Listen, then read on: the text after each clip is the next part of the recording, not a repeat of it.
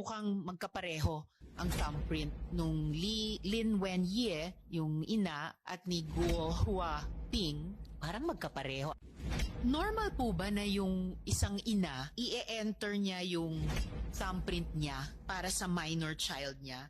Yung minor child, mga 9 years old, so hindi na po siya baby. Magkasama yung thumbprint ni Li Wenye at yung thumbprint ni Guo Haping. Mukhang magkapareho ang thumbprint nung Lin Wenye, yung ina, at ni Guo Huaping. Parang magkapareho. I am not a fingerprint expert at all. So, I was just showing it again and sa inyo, Yusek, at sa lahat po nating nandirito sa hearing. So, nakakalito nga.